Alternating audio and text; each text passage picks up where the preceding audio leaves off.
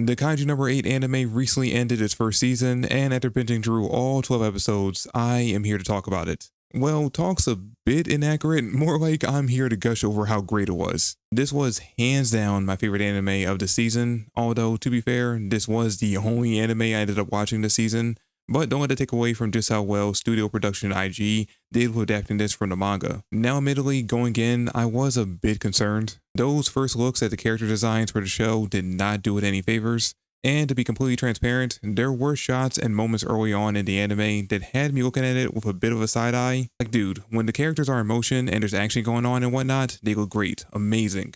But a few shots when they're sitting still and we get close-ups end up looking really off. But I'm happy to say that by episode 4, all those awkward moments completely went away, and you could tell that the animators were finally comfortable with drawing the characters in this style. Also, while we're talking about the negatives of the show, I might as well get the only other one I had out of the way. I watched the first 10 episodes in the English dub, and while I think everyone was perfectly cast for their roles, I did have a problem with the VA for young Kafka.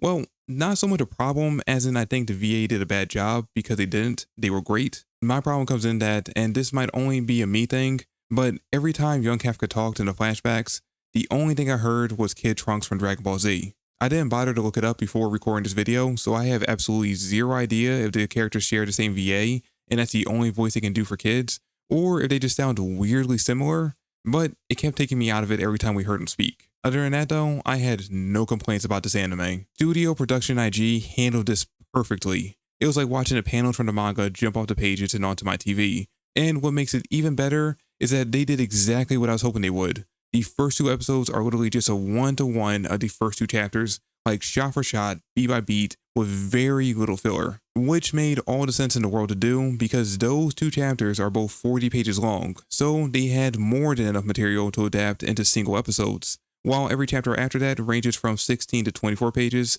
so they had to combine a couple chapters for those episodes. And one thing they did a really good job on from episode 3 onwards was expanding on those more in-between moments. You know, showing us what was happening with the characters between what we saw in the manga, which really helped with building up a lot more of the side characters of the series, for example, Kaguragi and Izumo. In the manga, they were there, and they seemed like early on they'd be just as important as Iharu, but very quickly they started to feel more like background characters. And after the recruits get sent off to train in the other divisions, we go a long time without really focusing on them. So I like that a lot of the more filler anime original content we get in this season focuses on giving them more development, and without giving spoilers, they are getting a bit more focused in the current arc of the manga, so I'm hopeful that we'll continue to add in more scenes like this in season 2 where we check in on them, so that when the anime gets to where we are currently in the manga, them showing back up feels more impactful and not as random. And the best part is, we can do this with other characters too. For example, I had completely forgotten Minase was even a character until the anime began to give her a bit of focus. There's a ton of characters just like her that tend to get forgotten in the manga due to the focus being heavily centered on Kafka, Kikuro, and Reno.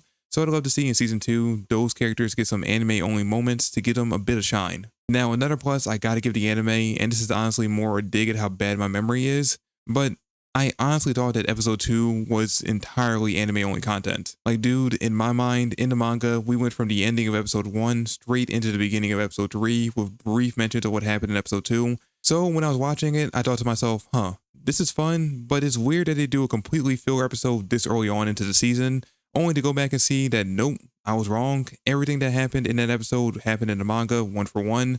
My brain just completely wrote it off for some strange reason. Which was really weird because as I was rereading the chapter, I remembered that this was a chapter that actually made me fall in love with the series in the first place. So the fact that I completely forgot it happened in the manga was just bizarre. But again, that just goes to show just how bad my memory's gotten over the years, and also makes me realize that I'm glad to go back to a lot of the manga that I really enjoy, but I haven't read the beginning parts of their series for a very long time, and make sure I actually remembered what happened in them. Last thing I want to mention, and this does go back to the character design talk, one thing that was amazing from beginning to end in this anime was the design for the kaijus.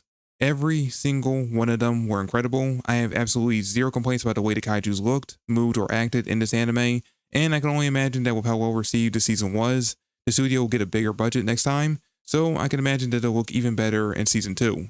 Oh, and one more last thing, I can't believe I almost forgot to mention this.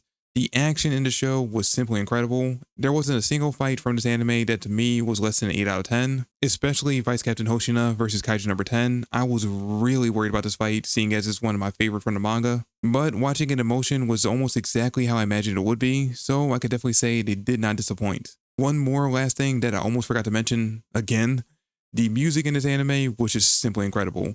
Like, all the music that was playing during the fight scenes, loved it, had no notes on it, and the intro and outro musics were just perfect. Like, I really enjoyed them. In fact, I'm actually adding the intro music into my playlist. The only thing I would say though is I think the intro animation, like most of it doesn't really fit the overall series in my opinion, but it does at the same time when you get to like the second half of it. I don't know. I feel like they should really have taken that to the drawing board a little bit more, but overall, I did enjoy it. Anyway, those are my thoughts on the Kaiju number 8 anime's first season. Let me know in the comments down below how you felt about it, and if you're looking forward to the next one. That's it for the video. Thanks you all for watching, and I'll catch you all in the next one. Peace.